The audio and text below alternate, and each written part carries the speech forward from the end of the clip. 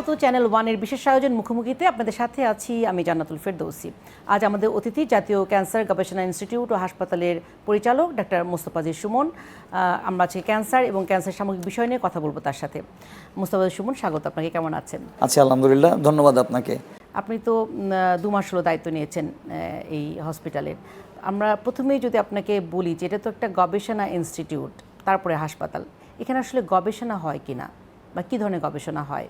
আপনি প্রথমেই আমাকে একটা বেশ ক্রিটিক্যাল কোশ্চেন করেছেন এবং আমি আই অ্যাপ্রিসিয়েট যে আপনি এই কোশ্চেনটা করেছেন।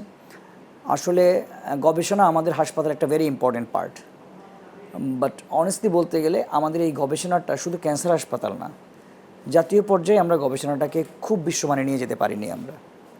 তা সেটারই যদি আপনি বলেন সেটারই রিফ্লেকশান, জাতীয় পর্যায়ের যে রিফ্লেকশান, তারই এটা। আমার এখানে কিছু বিক্ষিপ্তভাবে কিছু রিসার্চ হয়, কিন্তু অন্যান্য বিশ্বের অন্যান্য প্রতিষ্ঠানগুলো যেভাবে প্রাতিষ্ঠানিকভাবে রিসার্চ করে, সেই রিসার্চটা আমাদের দেশে আমার প্রতিষ্ঠানে আমরা খুব যে ভালোভাবে করি ব্যাপারটা এরকম না। বাট আমরা উদ্যোগ নিচ্ছি, আমরা আশা করছি যে আমরা কিছু বেসিক রিসার্চ করব। সারা দেশের মানুষের তো ভরসা, ক্যান্সার আক্রান্ত মানুষের একমাত্র ভরসা এই হাসপাতাল। তো সবসময় আমরা অভিযোগ শুনি হাসপাতালের অনেক কিছু, যে নিজেই ক্যান্সার আক্রান্ত এই প্রতিষ্ঠানটা। এটা থেকে আসলে এটা কারণ কি, কেন আমরা এই জায়গাটা থেকে বেরোতে পারছি না? আপনি ঠিকই বলেছেন, কদিন আগেই বোধহয় একটা নিউজ হয়েছে যে ক্যান্সার হাসপাতালে ক্যান্সারে আক্রান্ত। This is partly true. এটার একমাত্র কারণ হচ্ছে যে এই হাসপাতালটার ক্যাপাসিটি বর্তমানে 500 বেড, কিন্তু এটাকে সারা বাংলাদেশের মানুষের ক্যান্সার রোগীদের পুরো দায়িত্বটা নিতে হয়, এবং যাদের নিতে হয় তারা হচ্ছে আমাদের দেশের একেবারেই প্রান্তিক মানুষজন, যাদের মিনিমাম কোনো কিছু করার ক্যাপাসিটি থাকে না। আমাদের কিন্তু 500 বেড হয়েছে দীর্ঘদিন, কিন্তু আমরা 300 বেড থেকে 500 বেডের যে জনবল তৈরির যে প্রস্তাবনা, সেটা কিন্তু এখনও কার্যকর হয় নাই। বেসিক্যালি আমরা যদি বলতে চাই, ক্যান্সারের 3টা বড় প্রক্রিয়ার মধ্যে আমরা চিকিৎসা করি, এবং আপনি কিছুটা জানেন যে রেডিয়েশন থেরাপি, সার্জারি, কেমোথেরাপি। এখন কেমোথেরাপিটা আপনি একটা সহজ ব্যবস্থাপনা অ্যারেঞ্জ করতে পারেন। আপনার একটা হাসপাতালে একটা ওয়ার্ড কেবিন যদি থাকে, আপনি ওখানে ম্যান পাওয়ার থাকলে আপনি কেমোথেরাপি করতে পারবেন। রেডিয়েশন থেরাপি এটা একটা প্রাতিষ্ঠানিক এনগেজমেন্ট, এটার একটা হিউজ ইনভলভমেন্ট, ফাইন্যান্সিয়াল ইনভলভমেন্ট, শুধু টাকা না, এটার জন্য জায়গা লাগে। আপনাদের সম্বন্ধে রেডিয়েশন মেশিন বলা হচ্ছে যে 60টার মধ্যে 5টাই বিকল অকেজো থাকে সারা বছর ধরে। এটার কারণ কি? এটা আমাকে বলতে হবে যে তাও ধন্যবাদ যে 2টা মেশিন এখন চলছে, কিছুদিন আগে এটাও চলছিল না। তো এটা ধরেন আমাদের 7টা বাংকার আছে হাসপাতালে। রেডিওথেরাপি মেশিন বসানোর জন্য একটা বাংকার লাগে, রেডিয়েশন যাতে রেডিওথেরাপি লিক না করতে পারে, সাধারণ মানুষের ক্ষতি না হয়, যেন বাংকার তৈরি করতে হয়।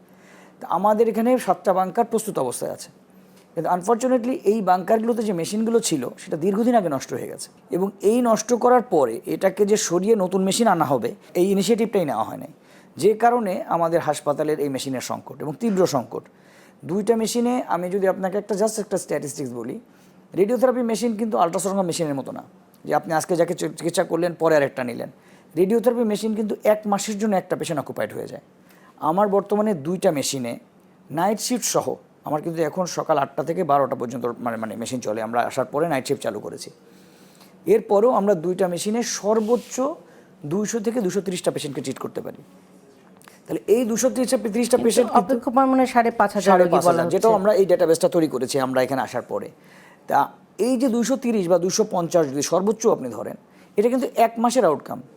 এই মেশিনটা 250 রোগীকে 1 মাসে ট্রিটমেন্ট করতে পারবে। তাহলে 1 মাসে যদি আপনি 250 জনকে ট্রিট করেন, 5,500 ট্রিট করতে আপনার কত বছর লাগবে? এইটারই রিফ্লেকশন হচ্ছে 18 মাসের ওয়েটিং লিস্ট। এই জায়গাটাতে কেন এই মেশিনের বিষয়টাতে আসলে কোথায় জটিলতাটা, কোথায় কেন আনা যায় না? এটা তো দীর্ঘদিনের একটা গ্যাপ, দীর্ঘদিনের। আমরা যদি হয়তো আগে থেকে ইনিশিয়েটিভগুলো নিতাম, তাহলে তো এত করুণ অবস্থা হতো না, যে প্রতি বছর আসলে একটা মেশিন কেনা এটা খুব কঠিন ব্যাপার না। কিন্তু সম্ভবত হয়তো এই ইনিশিয়েটিভটা নেওয়া হয় নাই, যে কারণে 17 বছরের এই যে একটা কি বলবো, যে ইনিশিয়েটিভ না নেওয়ার যে হ্যাসেল, সেটা আমরা দীর্ঘদিন যাবত ফেস করতেছি। তবে আমরা আশাবাদী যে আমরা হয়তো বর্তমান সরকারকে ধন্যবাদ দিতে হবে, আমি এটাকে বলতে চাই যে এই 2 মাসেই আমি যে ধরনের সাপোর্ট মন্ত্রণালয় থেকে পাচ্ছি, এবং তারা এত আন্তরিক ক্যান্সারের ব্যাপারে। আজকেই আমরা একটা মিটিং করে আসলাম, সেখানে হয়তো আমরা আরেকটা রেডিওথেরাপি মেশিন পেয়ে যাব এই অর্থ বছরে, জুনের আগেই আমরা একটা মেশিন পেয়ে যাব হয়তো, আমরা আশা করছি। আর সামনের অর্থ বছরে যদি আমরা আরও 4টা মেশিন কিনতে পারি, তাহলে আমাদের মেশিন হাসপাতাল কিন্তু সেলফ সাফিসিয়েন্ট হয়ে যাবে, আমার বাংকারগুলো অকুপাইড হয়ে যাবে। তখন হয়তো আমাদের এই ওয়েটিং টাইমটা এরকম মানে এত দীর্ঘমেয়াদী থাকবে না। সবচেয়ে অসহায় মানুষগুলোকে আপনি ফেস করেন সারা বাংলাদেশে, এবং আপনি বলছেন যে প্রান্তিক মানুষরা এখানে আসে তারা গরিব, কিন্তু ক্যান্সার পেশেন্ট আসলে সবাই গরিব এক পর্যায়ে হয়ে যায়। সেই জায়গা থেকে হসপিটাল ম্যানেজমেন্ট বা আপনি সামগ্রিকভাবে কি চ্যালেঞ্জ দেখেন বাংলাদেশে ক্যান্সার পেশেন্টদেরকে নিয়ে বা ক্যান্সারের ব্যবস্থাপনাটা নিয়ে? ক্যান্সারের চিকিৎসায় এত বেশি মানে মানে মানে টাকা পয়সা খরচ হয় যেটা মানুষের কেন তার পারিবারিক বাজেটেও কুলায় না। সেই জন্য মানুষ 100% সরকারি হাসপাতালের উপর ডিপেন্ডেন্ট হয়ে যায়, এবং হাসপাতালের সরকারি হাসপাতাল এবং প্রাইভেট হাসপাতালের খরচের যে আকাশচুম্বী পার্থক্য, এটা সব মানুষকে মানে আমাদের প্রান্তিক মানুষকে সরকারি হাসপাতালে কিন্তু মানে আসতে বাধ্য করে। এই জন্য এখানে লোডটা বেশি, যেটা আমি আগে আপনার বলতেছিলাম। চ্যালেঞ্জটা হচ্ছে ফাইন্যান্স মানে দুইটা সেক্টরে মানুষের কাছে টাকা নাই, সরকারেরও ক্যান্সারের চিকিৎসার সর্বত সাপোর্ট দেওয়ার মতো মানে ফাইন্যান্সিয়াল ক্যাপাসিটি আমাদের মতো তৃতীয় বিশ্বের দেশে আসলে থাকে না। এটা শুধু আমাদের দেশের চিত্র না, এটা আশেপাশে যদি আরও কতগুলো দেশে যান আপনি দেখবেন যে পার্শ্ববর্তী দেশ আমরা যদি চিন্তা করি, নেপাল, ইন্ডিয়া, মানে ইন্ডিয়াতে তাদের চিত্র কিন্তু সরকারি অবস্থায় এরকম।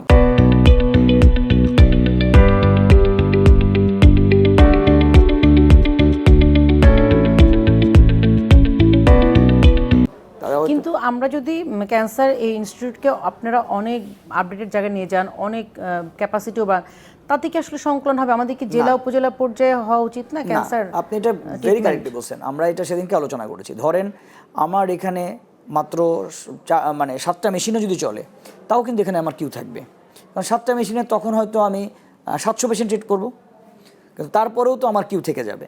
তাতে শুধু ক্যান্সার হাসপাতালে ক্যাপাসিটি বিল্ড করে কোনো লাভ নাই। একই সাথে ধরেন ঢাকা মেডিকেল কলেজের মেশিনটা দীর্ঘদিন যাবৎ বন্ধ হয়ে আছে, ওখানে কিন্তু চলে না। আমাদের বিএমইউতে মাত্র একটা মেশিন, কিন্তু ওখানেও কিন্তু অসংখ্য লোড আছে। তার মানে রোগীদেরকে যেতে হচ্ছে বেসরকারি জায়গাতে, যেখানে আরো বেশি বেসরকারি জায়গাতে সবচেয়ে ইন্টারেস্টিং হচ্ছে বেসরকারি জায়গাতেও মানুষ একটা ভুল ধারণা আছে। এখন যদি আপনি বেসরকারিতেও যান, ধরেন আমরা যে চিকিৎসার খরচটা এখানে 15-20 হাজার টাকায় করি, বেসরকারিতে সেটার খরচ হচ্ছে 2 থেকে 3 লাখ টাকা, অর্থাৎ 10 to 15 টাইমস হায়ার। সবচেয়ে ইন্টারেস্টিং হচ্ছে প্রাইভেটেও কিন্তু এখন সিরিয়াল নাই, কিন্তু এই চিকিৎসাটা তো খুব টাইমলি নিতে হয়। সেক্ষেত্রে আসলে রোগীরা মানে কি করছে বা কি রোগীরা ওয়েট করতেছে, যে কারণে আমাদের ক্যান্সারের আউটকামে আমাদের যে মানে ওভারঅল সার্ভাইভাল ডেটা মানে গ্লোবাল মানে পার্সপেক্টিভে আমাদের আউটকাম তো খুব ভালো, ডেথ রেট বাড়তেছে। আমরা তো যদি আমরা যতটুকুই পেপার করছি না কেন, তাতে তো আমাদের পার্শ্ববর্তী দেশের সাথে আমরা বলতে পারছি না যে আমাদের আউটকাম খুব ভালো। তো এই যে ব্যবস্থাপনা, এই জায়গাটাতে আসলে কি কাজ হচ্ছে? কোনো গবেষণা বা এখানে কোনো কাজ আপনাদের পর্যায়ে থেকে করছেন কিনা? যেটা হচ্ছে আমি যেটা বলতে পারি যে আমরা আসলে মানে ভেরি ভেরি সিরিয়াস। আমরা এই 2 মাসেই আমরা বেশ কিছু অগ্রগতি করেছি, এবং আরও সাথে বলতে হয় যেটা যে সারা এই মানে শুধু ক্যান্সার ইনস্টিটিউট না, সমগ্র বাংলাদেশে 8টা ডিভিশনে 8টা ক্যান্সার হাসপাতালের কিন্তু উদ্যোগ নেওয়া হয়েছে ডিভিশনালের। এটা এই গভর্নমেন্টের না, আগের গভর্নমেন্টে, বাট এই গভর্নমেন্ট সেটাকে ফ্যাসিলিটেট করেছে। ওই ইমপ্লিমেন্ট আসলে বাধাগ্রস্ত অনেক দিন ধরে, এটা চলছে, অনেক দিন ধরে বাধাগ্রস্ত হয়ে আছে। এটা আসলে আমাদের তো আপনি জানেন যে কিছু রেড টেপ ব্যুরোক্রেসি আছে, এবং এটাতে হচ্ছে আন্তর মন্ত্রণালয়ে যোগাযোগ করতে হয়। এটা শুধু এক মন্ত্রণালয়ের বিষয় না। স্বাস্থ্য মন্ত্রণালয় থেকে ধরেন আমি যদি একটা প্রস্তাবনা দিই যে আমার এখানে 5 জন লোক লাগবে, সেটা স্বাস্থ্য মন্ত্রণালয়ে প্রস্তাবনা করে অর্থ মন্ত্রণালয়ে পাঠায়। অর্থ মন্ত্রণালয়ে একটা দীর্ঘসূত্রিতা আছে। এই যে ইন্টার মিনিস্ট্রিয়াল যে একটা দীর্ঘসূত্রিতা, যে কারণে একটা মানে খুব ভালো ইনিশিয়েটিভও দীর্ঘদিন আটকে থাকে। এই হসপিটালে একটা বড় সমস্যা আমরা দীর্ঘদিন দেখছি অপরিচ্ছন্নতা, এবং এখানকার রোগীরা বলেন যে এখানকার ফুড কোয়ালিটি সবকিছুই অনেক অনেক খারাপ। ওই জায়গাটাতে আসলে অপরিচ্ছন্নতার একটা বড় কারণ আমার ম্যান পাওয়ার। আমার এই পুরো হাসপাতালে আউটসোর্সিং আছে 100 কতজন। আমাদের এই আউটসোর্সিং দিয়ে বাস্তবতা হচ্ছে ইভিনিংয়ের পরে আমি কোনো ক্লিনার দিতে পারি না ওয়ার্ডে। হ্যাঁ, একদম সত্যি কথা এটা। আমার ইভিনিং মানে মর্নিং শিফট পর্যন্ত আমার ক্লিনার থাকে। এরপর আমি এসে চেষ্টা করেছি আমার ডাক্তারকে দিয়ে, এবং আমি যে ইভিনিং শিফট চালু করেছি ওইখানে আমার যে ম্যান পাওয়ার দিয়েছি সেই লোকটাকে কিন্তু আমি মানে আমার সার্ভিস রুলসের বাইরে যে আমি 8টা থেকে রাত 8টার মধ্যে ডিউটি করাচ্ছি তাকে দিয়ে। তাকে হয়তো আমি অন্য কোনোভাবে কম্পেনসেট করতেছি, মানে মানে একটা জামা কিনে দিয়ে একটা ইয়ে করে, বাট সরকারিভাবে কিন্তু আমি তাকে কিছু করতে পারছি না। আমাদের ম্যান পাওয়ারের তীব্র সংকট, আমাদের বাজেটের সংকট, এবং আমাদের অসম্ভব পেশেন্ট লোড, এইটার মাঝখানে যদি সামঞ্জস্য না আনা যায় তাহলে আসলে এটাকে মানে চ্যালেঞ্জ করা মানে সমাধান করাটা একটু জরুরি। আমরা আবারও আসবো, একটা ছোটো বিরতিতে যাচ্ছি, একটা বিরতি নিচ্ছি, ফিরছি কিছুক্ষণের মধ্যে। আমরা কথা বলছি ক্যান্সার ব্যবস্থাপনা এবং বাংলাদেশে ক্যান্সার সমস্যা নিয়ে, সঙ্গে থাকুন।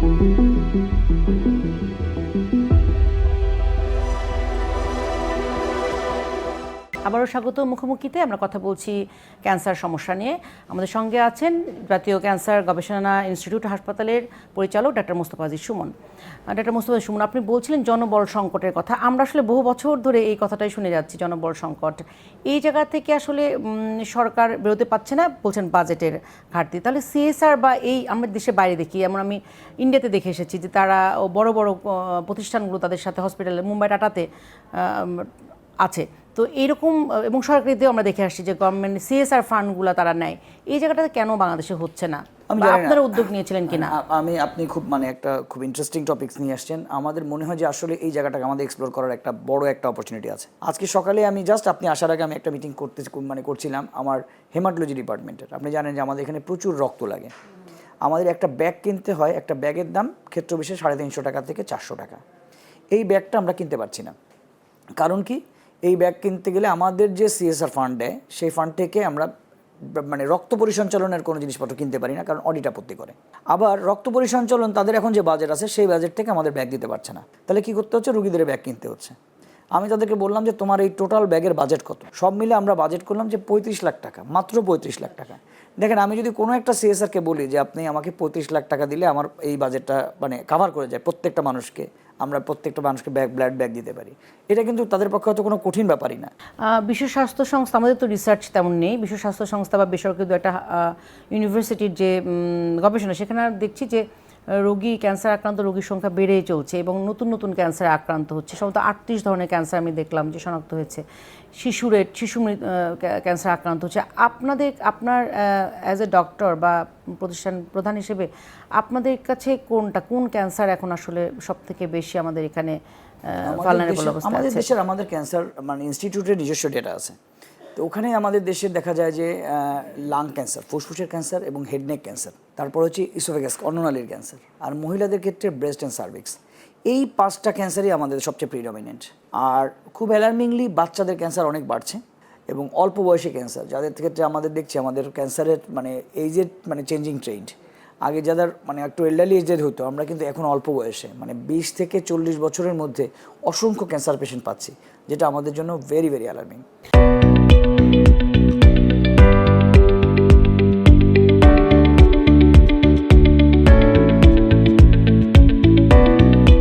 আপনি তো বেসরকারি হাসপাতালগুলোর সঙ্গেও যুক্ত আছেন, সেক্ষেত্রে তাদের তো সামর্থ্য আছে, তারা কি এসব কিছু করছে? বেসরকারি হসপিটালগুলো আসলে আনফর্চুনেটলি আমি যদি বলি যে বাইরের হসপিটালগুলো আমরা দেখেছি, বাইরের বেসরকারি হসপিটালগুলো তারা যে পার্সপেক্টিভে বেসরকারি হাসপাতাল করে, আমাদের বেসরকারি হাসপাতালগুলো কেন জানি খুব বেশি মেনটা তারা চিন্তা করে যে আর্থিক লাভটা। ধরেন টাটা মেমোরিয়াল হসপিটাল, তারপরে রাজীব গান্ধী ক্যান্সার ইনস্টিটিউট, এগুলো কিন্তু কেউ না কেউ প্রাইভেট ইনিশিয়েটিভ। পাকিস্তানে আমি দেখছি আমাদের ইমরান খানের যে হসপিটালটা, তারা কিন্তু এখানে অনেক বেশি ফিলান্থ্রপিক হয় এটা চিন্তা করে। আমাদের এখানে যে হসপিটালগুলো হয় না কেন, তারা অনেক বেশি কর্পোরেট। হসপিটাল ম্যানেজমেন্ট যদি আমি বলি, ক্যান্সার ট্রিটমেন্টের ক্ষেত্রে অন্য রোগের কথা বাড়িয়ে দিলাম, হসপিটাল ম্যানেজমেন্ট কি বাংলাদেশে আছে কিনা বা সেটা কতটুকু? হসপিটাল ম্যানেজমেন্ট আছে, কিন্তু হসপিটাল ম্যানেজের একটা বড় জটিলতা আছে। আমি এটা 2 মাসে অভিজ্ঞতা বলছি, যেটা আমি দেখেছি যে বাইরের দেশে হসপিটালে 2 ধরনের ডাইরেক্টরশিপ থাকে। একটা ডাইরেক্টর হচ্ছে ক্লিনিক্যাল ডাইরেক্টর, আরেকটা হচ্ছে সুপারিনটেন্ডেন্ট, যে হচ্ছে অ্যাডমিনিস্ট্রেটিভ ডাইরেক্টর। আমার হাসপাতালে আমি কিন্তু ক্লিনিক্যাল পার্সন, আমি জানি আমার কোন চিকিৎসায় কীভাবে হবে, কীভাবে আমি রিসার্চকে ফ্যাসিলিটেট করব, কীভাবে আমি বাইরের দেশের সাথে একটা ইউনিভার্সিটির সাথে এমওইউ করে আমার স্টুডেন্টকে ফ্যাসিলিটেট করবো যাতে সার্ভিস ডেভেলপ করতে পারি। কিন্তু একই সাথে এই হাসপাতালের ওই একটা দরজা নষ্ট হচ্ছে, ওই ক্লিনার আসছে না, সুইপার আসতেছে না, এখানকার টেন্ডার প্রক্রিয়া, যেগুলো সব আমাকে দেখতে হয়। এইটা করতে যে আমি কোনোটাই করতে পারছি না। তো এটা আমার মনে হয় যে ডেফিনেটলি গভর্নমেন্টকে সিরিয়াসলি চিন্তা করা উচিত যে হাসপাতালের অ্যাডমিনিস্ট্রেশনকে 2টা ভাগে ভাগ করা যায় কিনা। কিন্তু এইখানে এমন হয়ে গেছে যে জুন মাস আসলে আপনি কোনো কিছু করতে পারবেন না, শুধু টেন্ডার নিয়ে কাজ করতে হবে আপনাকে। আমরা এই টেন্ডার প্রসঙ্গতে আসবো, একটা বিরতি নিচ্ছি, আবার একটা বিরতি নিচ্ছি, সঙ্গে থাকুন।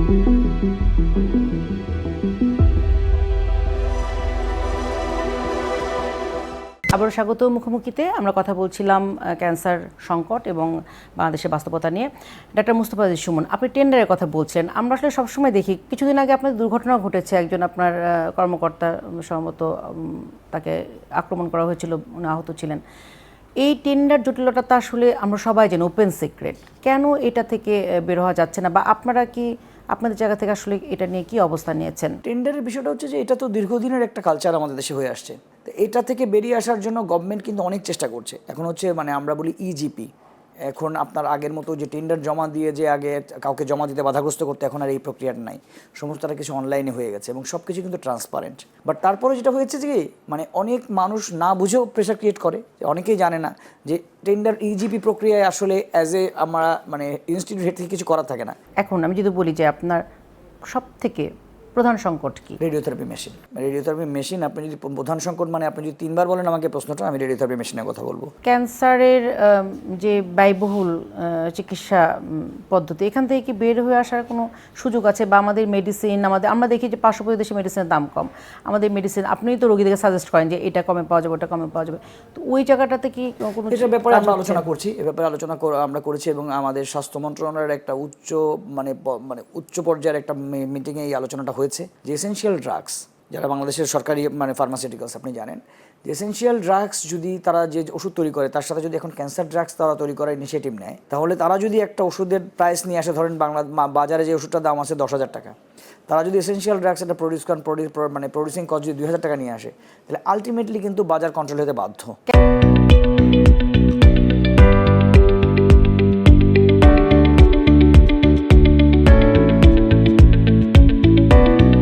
ক্যান্সার জটিলতায় মানে আমরা আসলে উদ্যোগ আমাদের যদি আমরা নেই, খুব দ্রুতই এগুলি সমাধান করা সম্ভব, এটা মনে করেন না? এটাও দীর্ঘমেয়াদী আসলে না, ক্যান্সার সমস্যা রাতারাতি সমাধান হবে না, রাতারাতি সমাধান। কারণ আপনি ক্যান্সার সমস্যার সবচেয়ে বড় চ্যালেঞ্জটা হচ্ছে যে আপনি চাইলেই আজকেও যদি ইনিশিয়েটিভ নেন, আপনার পক্ষে মেশিন রাতারাতি বসে পড়েন, এটা একটা সময় সাপেক্ষ। আপনাকে বাংকার তৈরি করতে হবে, বাংকার রিনোভেট করতে হবে। আজকে সময় নিলে আপনার অন্তত 2 বছর লাগবে এটার মানে আউটকাম পেতে। টেন্ডার ছাড়া কোনো কিছু সম্ভব না, না? আমাদের টেন্ডার ছাড়া কোনো কিছু কেনা সম্ভব না। আপনাকে সব কিছু টেন্ডার প্রক্রিয়ায় কিনতে হবে। এই টেন্ডারটা যদি হয়ে যায়, তাহলে আমি আশা করছি যে আমার হাসপাতালে যে রুগী আসবে তাকে এখান থেকে আর বাইরে যেতে হবে না। সে এখান থেকে আমার যা ক্যাপাসিটি তাই সেটা দিয়ে সে চিকিৎসা নিয়ে যেতে হবে, তাকে মানে দোকানে টোকানে দৌড়াদৌড়ি করতে হবে না। এটা হচ্ছে আমার ক্যান্সার চিকিৎসায় বাংলাদেশের উপরে ভরসা কম, অনেক রোগী দেশের বাইরে চলে যায়, প্রতি বছর চলে যাচ্ছে, প্রতিদিন এমনকি সামর্থ্য নেই এরকম পেশেন্টও চলে যাচ্ছে। এই জায়গাতে আসলে আমি আপনার সাথে এগ্রিড। এটা 2টা ফ্যাক্টর কাজ করে। একটা হচ্ছে আপনি যেটা বললেন পারসেপশন, আর একটা হচ্ছে ফিয়ার ফ্যাক্টর। যে আপনি যদি এই যে মানে হেলথের কারণে যতক্ষণ কমপ্লিকেটেড কেস হয়, আমার এটা দেখা আছে যে আপনার সিঙ্গাপুর থেকে মানুষ ইংল্যান্ড যাচ্ছে, যেখানেই আসে সে তার থেকে আরও ভালো কিছু অ্যাচিভ করার চেষ্টা করে। আর আমাদের সামাজিক বাস্তবতা হচ্ছে যে এটা অস্বীকার করার কোনো কারণ নেই যে ক্যান্সার চিকিৎসাকে আমরা একেবারেই মানে গ্লোবাল স্ট্যান্ডার্ডে নিয়ে যেতে পেরেছি। যদি হয়ও কিছু কিছু জায়গায় খুব মানে স্পোরাডিক সামগ্রিকভাবে আমরা ওই জায়গাতে নিতে পারিনি, আমাদের চিকিৎসার ব্যর্থতা আছে। এখন মানুষ যাওয়ার আগে বাংলাদেশ থেকে একটা ধারণা নিয়ে যায়। যখন এখানে ইন্ডিয়া যায় বা বাইরে দেশে যায়, যখন দেখেন তারা জানে যে একই প্রেসক্রিপশন আসছে, তখন তারা কিন্তু উইথ কনফিডেন্স ব্যাক করে। মানে আমি বলছি যে গেইনিং কনফিডেন্স, এটা যে ফিরে আসছে, এটার ইম্প্যাক্ট আপনারা 2 থেকে 3 বছরে পাবেন। যেটা আমাদের কি সমন্বিত চিকিৎসা ব্যবস্থা আছে ক্যান্সারের ক্ষেত্রে? সমন্বিত চিকিৎসা ব্যবস্থা আপনি যদি বলেন যে আমরা যেটা ক্যান্সার চিকিৎসা বলি আমরা মাল্টিডিসিপ্লিনারি ম্যানেজমেন্ট, এটা একটা এমডিটি করে একটা মানে ডিসিশন নিতে। এমডিটি মানে হচ্ছে সার্জারি, কেমোথেরাপি, রেডিওথেরাপি, তারপরে যারা সিটি স্ক্যান এমআরআই রিপোর্ট করেন, যারা প্যাথোলজি রিপোর্ট করেন, প্যাথোলজিস্ট, তাদেরকে নিয়ে একটা সামগ্রিক ব্যবস্থাপনা ডিসিশন নিতে হয়। ক্যান্সার হাসপাতাল হিস্টোরিক্যালি প্রথম থেকেই একটা এমডিটি করে ডিসিশন নেয়। আমাদের এখানে প্রত্যেকটা পেশেন্টের একটা বোর্ড হয়। হ্যাঁ, সেই বোর্ডের কিছু নিয়ে একটি রিসার্চ করা যেতে পারে, বোর্ডটা হয়তো খুব বিশ্বমানের না, সেটাকেও আমরা কিছু রেকটিফিকেশনের চেষ্টা করছি। কিন্তু তারপরেও এখানে একটা স্ট্রাকচার আছে যেখানে প্রত্যেকটা রোগের একটা এমডিটি হয়ে চিকিৎসা আছে। এছাড়া বাংলাদেশে কিন্তু খুব বেশি প্রতিষ্ঠানে এমডিটি করে নেই। আমাদের চিকিৎসা হচ্ছে মেইনলি হয় মানে ইন্টারপার্সোনাল। ধরেন আপনি আমার কাছে আসলেন, আমি আমার মতো করে চিকিৎসা দিলাম, আরেকজনের কাছে গেলে আরেকজনের মতো চিকিৎসা দিল। অতএব সমন্বিত চিকিৎসা ব্যবস্থাটা বাংলাদেশের সামগ্রিক প্রেক্ষাপটে আসলে খুব এখনো পর্যন্ত খুব অ্যাকসেপ্টেড হয়ে ওঠেনি। আপনি দক্ষ জনবলের কথা বলছিলেন, আমাদের যে চিকিৎসক ক্যান্সার, আপনি বললেন ক্যান্সার ব্যাক করছে, মানুষ ক্যান্সার চিকিৎসা ভরসা ফিরে পাচ্ছে, এই চিকিৎসক যারা আছেন তাদের কি ট্রেনিংয়ের আওতায় আনা হয়? আর নতুন জেনারেশনের যারা ডাক্তার তারা কি আসলে ক্যান্সার প্র্যাকটিসে আসছে কিনা? আমি যে আপনাকে যে মানে ভবিষ্যতের কথা শোনালাম যে আমাদের একটা সামনে একটা ব্রাইট ফিউচার আছে, মানে পেশেন্টদের কনফিডেন্সের ব্যাপারটাও, সেটার মূল আস্থার জায়গাটা হচ্ছে আমাদের নিউ জেনারেশনস। খুব খুশি হবেন যে গত বছর থেকে এই বছরে আমাদের মানে ইন্টারন্যাশনাল এরিয়াতে আমাদের প্রায় 20% আমাদের পেপার বাড়ছে। আমাদের যে ছেলেরা আগে যেত শুধু দেখতে যেত, এখন তারা পেপার নিয়ে যাচ্ছে এবং এটার মানে গত বছর থেকে এবারের সংখ্যা 20% ইনক্রিজ করছে। এটা মানে খুবই আমি মানে আশাবাদী এটাতে। মানে তারা রিসার্চ নিয়ে বাইরে যাচ্ছে, তারা কথা বলতেছে। আমাদের এখান থেকে কিছু কিছু ছেলে গ্লোবাল প্ল্যাটফর্মে তারা সিলেক্টেড হচ্ছে ওখানকার লিডার হিসাবে। অতএব এটা আমাদের জন্য আশাবাদী। একই সাথে আপনি যেটা বলতেছিলেন যেটা যে ক্যান্সার চিকিৎসা এদেরকে প্রপার ট্রেনিং, হ্যাঁ আমাদের পোস্ট গ্র্যাজুয়েশনটাকে আমাদের আরেকটু স্ট্যান্ডার্ডাইজ করতে হবে। আমি যদি কম্পেয়ার করি কম্পারেটিভলি আমাদের আশেপাশের দেশের সাথে, আসলে আমি একটা ছোট প্রশ্ন করি যে আমরা সিনিয়র এই চিকিৎসা এই পেশা তো এমন যে সিনিয়র আপনি আপনার জুনিয়র শিখবে, মেন্টরশিপ আমরা আমাদের এখানকার সিনিয়রদেরকে এত ব্যস্ত দেখি, এত ব্যস্ত, তারা কি আসলে স্টুডেন্টদেরকে বা জুনিয়রদেরকে টেক কেয়ার করতে পারে? না, এটা পারে। আমাদের দেশে আসলে মানে সিস্টেমটা কীরকম, আমাদের আপনি যে দেশের সাথে কম্পেয়ার করছেন সেই দেশে হচ্ছে আপনার নন প্র্যাকটিসিং প্রতিষ্ঠান। আপনি যদি আপনি টাটা মেমোরিয়ালে গিয়েছেন, আমি জানি ওখানকার এক্সপিরিয়েন্স হচ্ছে ওদের প্রতিষ্ঠানের বাইরে কেউ প্র্যাকটিস করে না। আমাদের দেশে এই সিস্টেমটা তো আমরা ডেভেলপ করতে পারি নাই। আমাদের অফিস টাইম 8টা 2:30টার মধ্যেও কিন্তু আমাদের একাডেমিক এনভায়রনমেন্ট আছে। ধরেন এখানে যে যতগুলো পোস্ট গ্রাজুয়েট স্টুডেন্ট আছে তার কিন্তু একজন করে মেন্টর আছে, এবং সে কিন্তু তার একাডেমিক কারিকুলামে একটা রিসার্চ তাকে করতে হয়, এটা তার কারিকুলামের অংশ, এবং তার একজন মেন্টর থাকে, গাইড বলি আমরা তাকে, তার আন্ডারে থেকে সে কিন্তু একটা রিসার্চ করে, এবং সেই রিসার্চটা তাকে পরীক্ষা পাশের আগে ফেস করতে হয় যেটা একটা মোটামুটি মানের হয়েছে কিনা, এবং সেটা যদি মানে পাশ করার মতো মান না হয় তাহলে কিন্তু তাকে আবার ওটাকে এডিট করে আবার পাশ করতে হয়। অর্থাৎ আমাদের এখানে আছে, কিন্তু আপনি পার্শ্ববর্তী দেশের নন প্র্যাকটিসিং কান্ট্রির মতো ঠিক ওভাবে নাই। আমাদের এই সময়ের মধ্যে আমরা যতটুকু সময় দেওয়া বের করা সম্ভব আমরা স্টুডেন্টকে। আপনার কাছে আমার শেষ প্রশ্ন যে আপনি তো আন্তরিক বলছেন, আপনি চাচ্ছেন ক্যান্সার ইনস্টিটিউটটা বা হসপিটালটা আরও ভালো হোক, কেমন ক্যান্সার হাসপাতাল দেখতে চান? আমি এমন একটা ক্যান্সার হাসপাতাল দেখতে চাই যেখানে রুগীরা আসলে ভর্তি হতে পারবে, রুগীদের কোনো পরীক্ষা বাইরে করতে হবে না, রুগীদের কোনো ওষুধ কিনতে হবে না, রুগীদের রেডিয়েশন থেরাপির জন্য কাউকে তদবির করতে হবে না। আমি এমন একটা হাসপাতাল দেখতে চাই এবং আমি এটা করে যেতে চাই। অনেক ধন্যবাদ আমাদের সময় দিয়েছেন। আমরা নতুন পরিচালক ক্যান্সার হাসপাতালে, জাতীয় ক্যান্সার হাসপাতালে, উনি আমাদেরকে অনেক আশার কথা শোনাচ্ছিলেন। একটা ভালো ক্যান্সার হাসপাতাল বাংলাদেশের, আন্তর্জাতিক মানে ক্যান্সার হাসপাতাল বাংলাদেশের হোক, আমাদের রোগীদের ভোগান্তি কমে যাক, এই আশা নিয়ে আজকের মতো এখানে শেষ করছি।